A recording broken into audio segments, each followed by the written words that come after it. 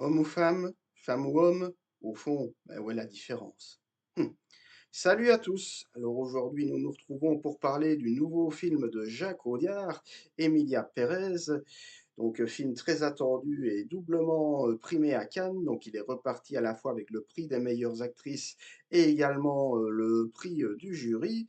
Et donc, au casting, nous retrouvons donc Zoé Saldana, donc également Carla Sofia Gascon, Selena Gomez, Adriana Paz ou encore Edgar Ramirez. Alors le résumé en quelques mots, donc c'est l'histoire d'une jeune avocate, Rita, à la fois surqualifiée et surexploitée, qui use donc de ses talents au service d'un gros cabinet plutôt corrompu qui a tendance à blanchir des criminels plutôt qu'à servir la vraie justice. Mais un beau jour, une porte de sortie inespérée va s'ouvrir à elle dans la mesure où elle va devoir se retrouver à aider, un petit peu malgré elle au départ, un chef de cartel, à savoir un certain Manitas, qui songe à se retirer des affaires afin de réaliser le rêve qu'il a en secret depuis des années, à savoir devenir enfin la femme qu'il a toujours rêvé d'être. Donc, devenir Emilia Pérez. Alors, pourquoi est-ce que j'ai eu envie d'aller voir et ensuite de vous parler de ce film? Eh bien, tout simplement parce que Jacques Audiard fait partie de mes réalisateurs français contemporains préférés. Voilà, donc je l'ai découvert il y a tout juste 15 ans avec Un prophète, qui a été, comme pour beaucoup de gens, je veux dire, une énorme claque, vraiment à tous les niveaux. Et donc depuis, j'ai eu envie de me lancer dans sa filmographie et c'est là que j'ai découvert plusieurs autres petits bijoux, parmi lesquels De battre mon cœur s'est arrêté, Un héros très discret, Regarde les hommes tomber. Bon, je vais pas tous les citer. De manière générale, voilà, je trouve que c'est une filmographie dans laquelle il n'y a pas beaucoup à jeter, même si, voilà, il y a deux, je vais être honnête, hein, il y a deux films en particulier que j'ai pas tellement aimés, qu'il faudrait peut-être que je revoie, à savoir De rouillé et d'os, et alors également Dipan, pour lequel j'avais été un petit peu plus mitigé, d'ailleurs pour lequel la Palme d'Or à l'époque avait été un petit peu discutée, ce qui pour moi est justifié. Mais bon, bref. Et donc, quoi de mieux que de voir un nouveau film de Jacques Audiard, qui plus est un film comme celui-ci. Et donc maintenant, je vais aller à l'essentiel. Donc, grosso modo, qu'est-ce que j'ai pensé de ce film? Eh bien, honnêtement, il y a beaucoup, beaucoup de choses à dire et c'est pourquoi je vais essayer d'être le plus bref possible. Voilà, le but n'est pas que la vidéo dure non plus 30 minutes et de me perdre dans les détails, c'est vraiment de vous donner envie d'aller voir ce film qui, on peut le dire, ressort des sentiers battus, dans la mesure où, disons-le d'emblée, c'est un véritable ovni. Voilà, à savoir que ce n'est ni tout à fait une comédie musicale, de l'aveu même de Jacques Audiard, ni tout à fait un film de cartel, ni tout à fait un portrait de femme, et encore moins, j'ai même envie de dire surtout pas un film engagé en faveur de la transidentité. Non, non, non, non. Il faut savoir qu'à la base, l'idée de Jacques Audiard, c'était de faire un opéra, mais vraiment un véritable opéra. Et puis il s'est rendu compte que, à l'écriture, avec son complice de longue date, hein, Thomas Bidegain, que cinématographiquement parlant, cette histoire pouvait avoir un vrai potentiel. Et donc, quoi de mieux que de combiner différents styles, et alors, j'ai envie de dire que, là où avec d'autres réalisateurs moins doués, ça aurait pu donner quelque chose de d'un peu, de pas facile à regarder, je veux dire, ou une sorte, voilà, de bouillabaisse, irregardable, hein, je vais te dire comme ça. Et ben, entre les mains de Jacques Audiard, ça donne, je veux dire quelque chose de véritablement passionnant, même si, et ça je vais y revenir, assez déroutant. D'ailleurs, j'ai vu par-ci par-là que certains de mes petits camarades avaient pas vraiment aimé le film ou avaient été quelque peu déstabilisés. Et encore une fois, je comprends totalement parce que le film part dans plusieurs directions différentes.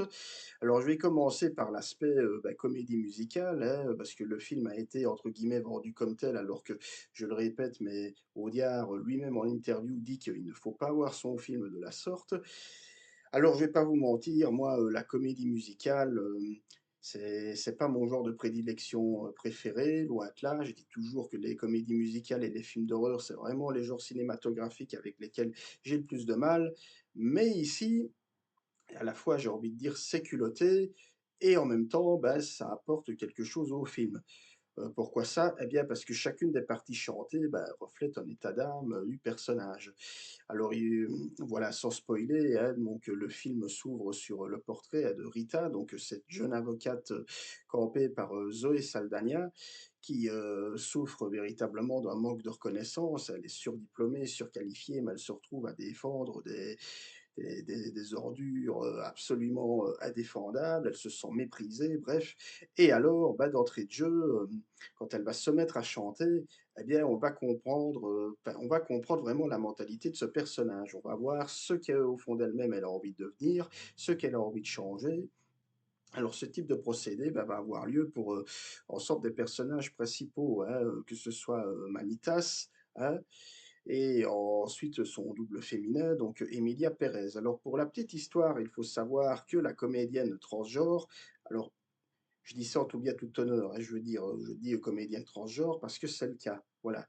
Donc voilà, je ne dis pas ça de manière, insultante ou quoi, donc voilà. Mais bref, donc Manitas Emilia Pérez, donc doublement incarnée par, la comédienne transgenre Carlia Sofia Gascon, dont c'est une révélation, même si l'actrice, en me renseignant, beh, j'ai vu qu'elle avait déjà joué dans pas mal de séries, de courts-métrages auparavant, donc bon, j'ai envie de dire, c'est pas une star, mais voilà, c'est pas non plus son 1er film, voilà.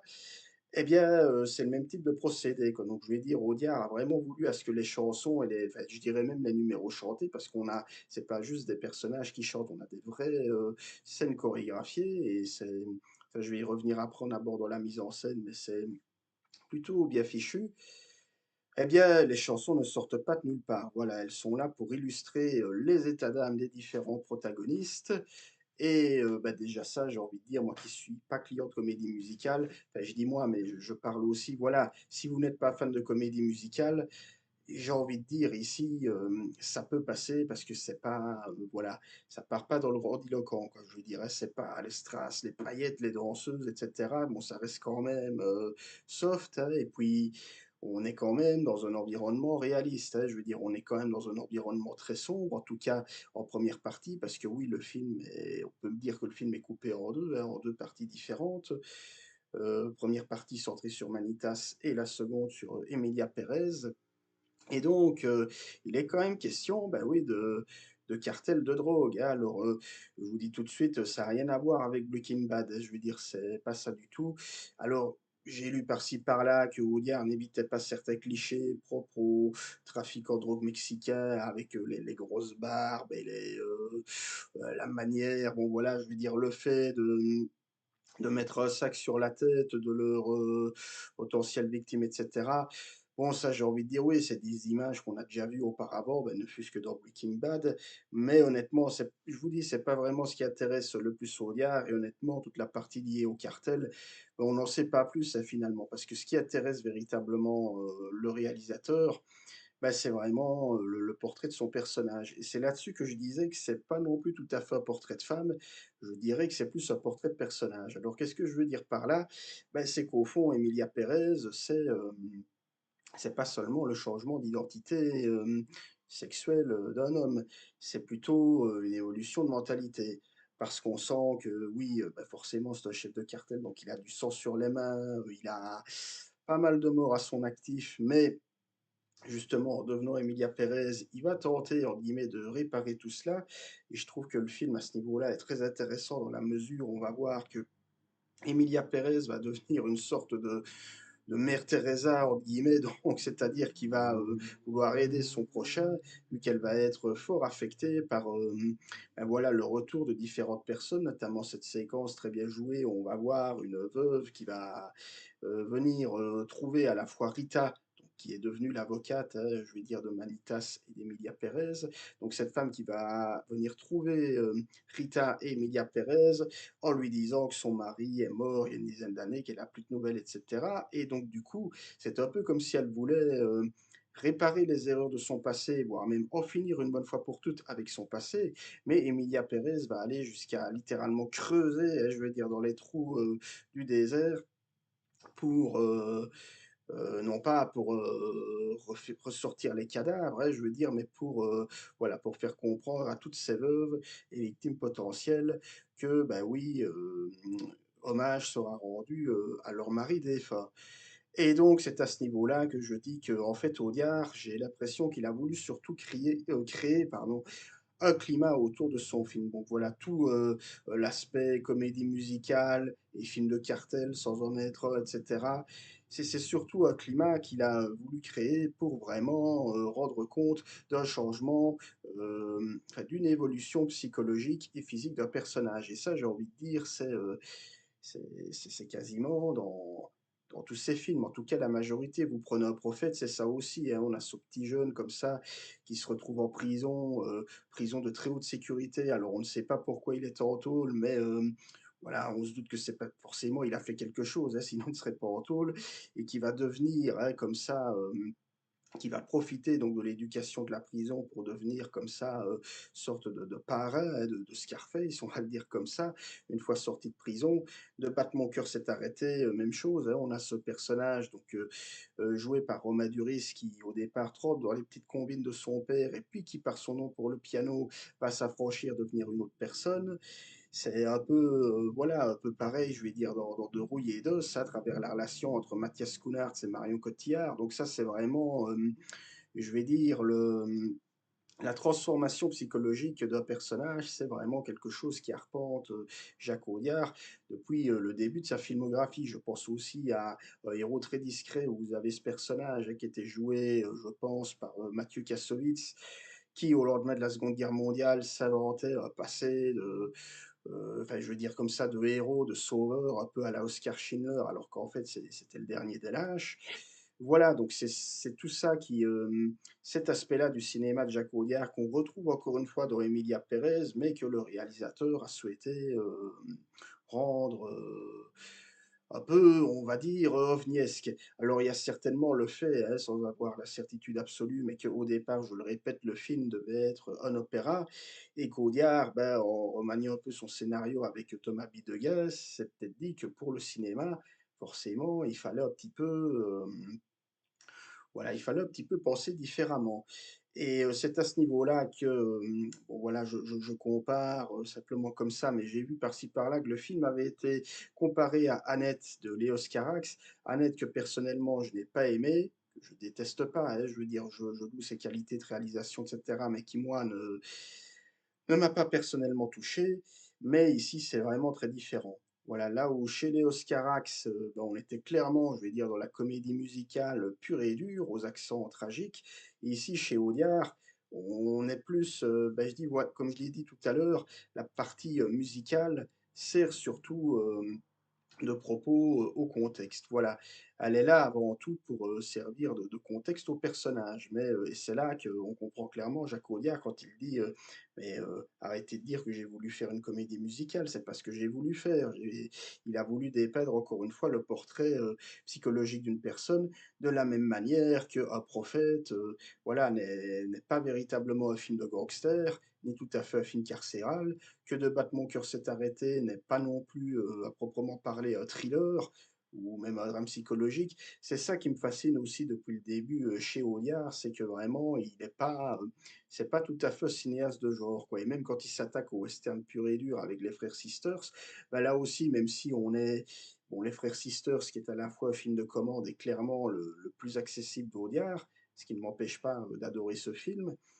mais même si on est dans quelque chose de plus classique, il y a toujours cette volonté d'Audiard de sortir des sentiers battus en racontant ni plus ni moins que la trajectoire psychologique d'un personnage.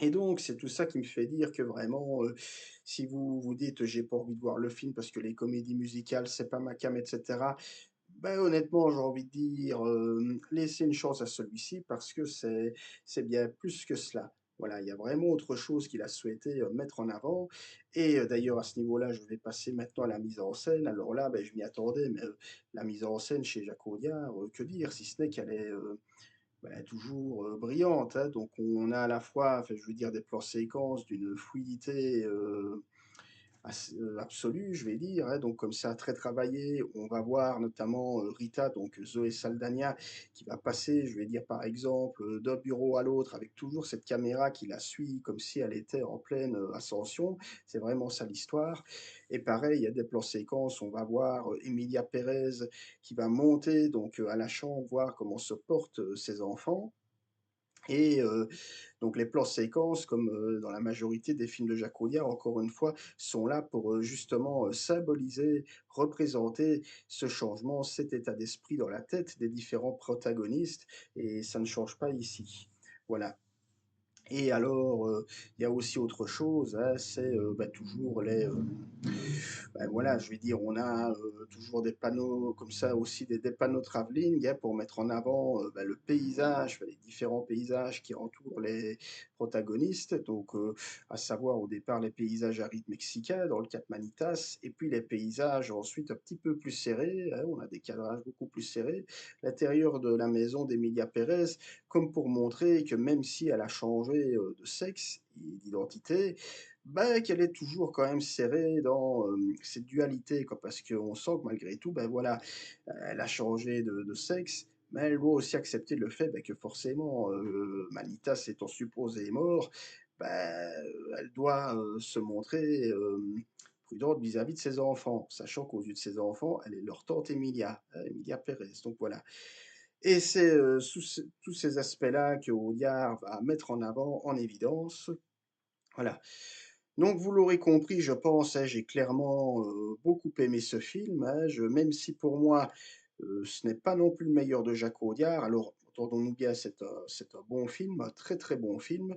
Vraiment, je le répète, même pour, ceux qui, comme moi, sont hermétiques, aux aspects comédie musicale, même si ici, je le répète, ce n'en est pas une, bah, voilà, n'ayez pas peur de cela, laissez-lui sa chance. Mais voilà, je trouve que pour moi, en termes de développement psychologique et même de mise en scène, on est quand même loin, du niveau, bah, voilà, d'un Prophète ou de Battre mon cœur s'est arrêté ou encore une fois de ses 2 premiers films, hein, Un héros très discret ou Regarde les hommes tomber.